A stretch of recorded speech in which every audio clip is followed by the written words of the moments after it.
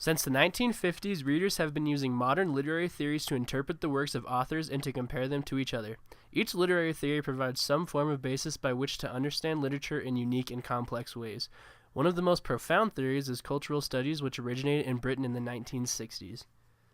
Cultural studies is a literary theory that seeks to broaden the variety of topics and demographics studied in modern art and culture.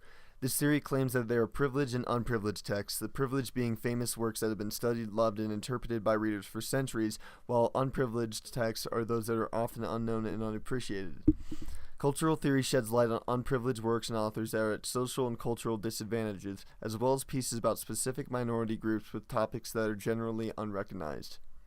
Your classic white male authors like Steinbeck and Shakespeare would not be considered as much with cultural theory since their works don't particularly expand readers' horizons in terms of race and culture. Pieces that focus on the way culture emerges from text and changes political, social, and historical context would be more appropriate. Additionally, cultural studies can interpret artistic expressions through mediums other than literature. These can include paintings, tattoos, clothes, music, graffiti, movies, television shows, comic books, and advertisements, among others. Cultural studies wouldn't be as profound without the contributions of these three figures. Stuart Hall was a cultural theorist who regarded language as the use of operating within a framework of power, institutions, politics, and economics. His views presented people as both producers and consumers of culture, and his works discussed culture and its influences with context to the world as a whole.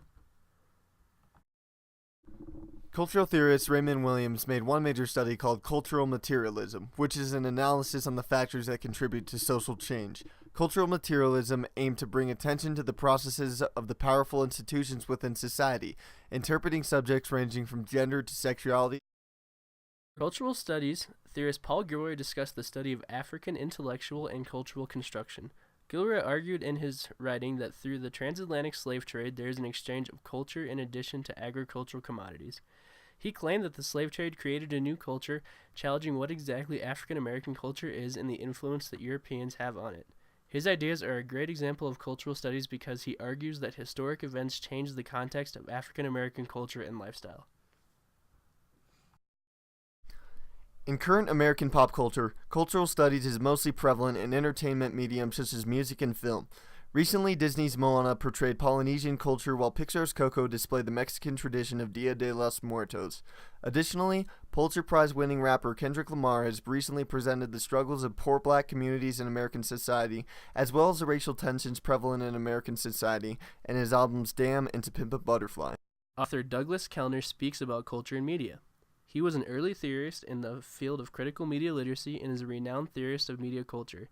In his book Media Culture, Cultural Studies, Identity and Politics Between the Modern and Postmodern, he states, "These studies should be read as examples of cultural critique which provide fragments of a critical theory of society and hopefully some inspiration for a new future politics of liberation."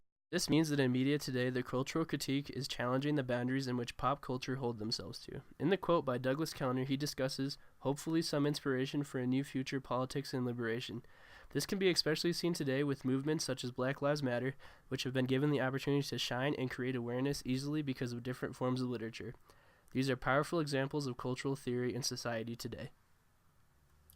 Throughout Intro to English Studies, we've studied culture theory and pieces written by people from unique backgrounds and time periods. The Absolutely True Diary of a Part-Time Indian by Sherman Alexie is a prime example of cultural studies. It's written by a Native American author and incorporates both visual and textual elements. In this work, Alexie presents the philosophy and insights of Native Americans living on a poverty-stricken reservation, a perspective not commonly found in pop culture. Through cultural studies, we can learn from this work by placing ourselves in the Native American protagonist's position and analyzing the ways in which society and culture mold his community. Chris Barker, a teacher and researcher with over 25 years of experience in cultural studies, has worked in a number of schools and universities in both England and Australia. He is currently the Associate Professor of Cultural Studies at the University of Wollongong. In his book, Cultural Studies, Theory and Practice, he says, "Cultural studies has rejected the imperious claim that knowledge is simply a matter of collecting facts. Theory is precisely a story about humanity with implications for action and judgments."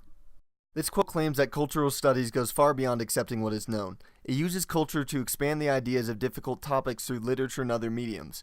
This relates to our class because we discuss many inequalities and challenges in society by studying poems, books, music, and movies.